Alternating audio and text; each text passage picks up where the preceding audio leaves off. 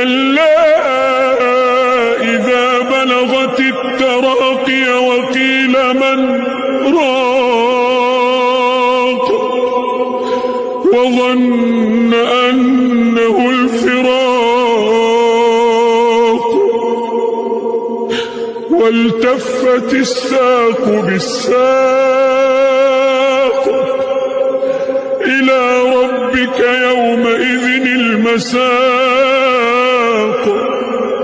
فلا صدق ولا صلى ولكن كذب وتولى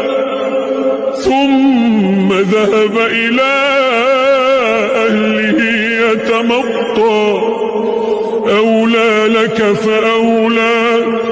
ثم أولى لك فأولى